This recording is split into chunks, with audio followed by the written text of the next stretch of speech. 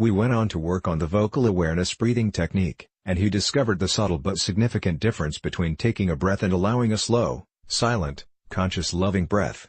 I continued by saying, please recognize your breath is not only a physical necessity but an emotional reality. The last element was visceral language, how to make voice visual. He wrote the word stature at the top of his script, marked where to breathe, and underlined key words, all of which reminded him to focus, change his unconscious habitual behaviors, and make new conscious choices which enabled him to relax and more effectively communicate his most important and compelling ideas. We then went back with the camera rolling.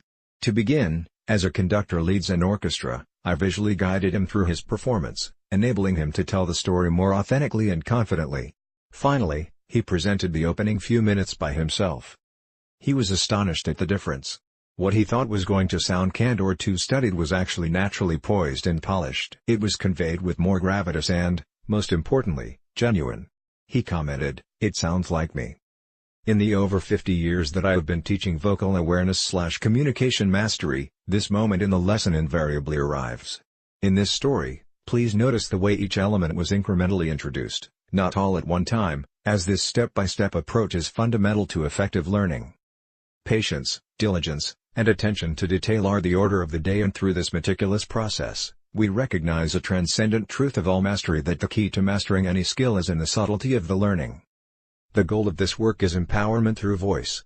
My client came to realize that communication mastery enabled him to be himself, not present himself. Before you learn anything, you must learn stature. You've heard the term stature before. Until now it's been used to describe your literal height, or where you stand in society, for example, how well you are regarded among your peers. In vocal awareness, stature means something very different. It is the preparation for everything we do and the embodiment of all we are. When you assume good posture, you might feel stronger and appear more confident. But think for a moment, take an inventory. Chances are you're holding your breath, holding tension in your tongue, jaw, neck or shoulders, essentially feeling less than natural, perhaps even subtly guarded or presentational. Each of these aspects physically affects the sound of your voice. In contrast, stature is not only a physical expression but also a state of mind as well as a state of being. It lifts you physically, emotionally, and spiritually, reminding you that you are extraordinary.